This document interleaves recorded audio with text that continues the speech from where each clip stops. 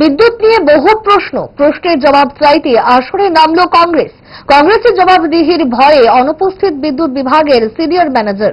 এমনই অভিযোগ তোলা হয়েছে কদমতলায়।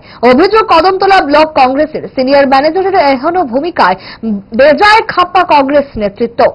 প্রশ্নের যৌতুক সহ জবাব চাই, জবাব না নিয়ে ছাড়ছি না অফিস, এমনই রণংদেহী মনোভাব নিয়ে কি জানিয়েছেন ব্লক কংগ্রেসের নেতৃত্ব শোনাবো। উদ্যোগে কদমতলা সাব ডিভিশনাল ইলেকট্রিক অফিসে আমরা আজকে থেকে অন্তত এক সপ্তাহ আগে আমরা জানিয়েছিলাম সিনিয়র ম্যানেজার মহোদয়কে যে আমরা ডেপুটেশন প্রদান করব। পুরো কদমতলা এলাকায়, এই ইলেকট্রিক সাব ডিভিশনের পুরো এলাকায় বিদ্যুতের বেহাল অবস্থা চলছে। মানুষ বিদ্যুৎ চলে যাওয়ার পর 2 দিন 3 দিন চলে যায়, বিদ্যুৎ পায় না। অনেক গ্রাম আছে, অনেক জায়গায় তার ছিলে পড়েছে। আপনার কমপ্লেন দেওয়ার পরও তার কোনো বিহিত ব্যবস্থা নেওয়া হচ্ছে না।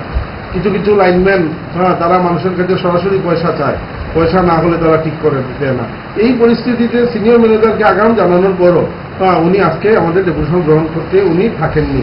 উনি না থেকে উনি একজন ম্যানেজারকে এখানে রেখে দিয়ে গেছেন। উনি তো সব কথার উত্তরও দিতে পারবেন না, যেহেতু সিনিয়র ম্যানেজারের সঙ্গে আমরা বারংবার এর আগেও আমরা ডেপুটেশন দিয়েছি।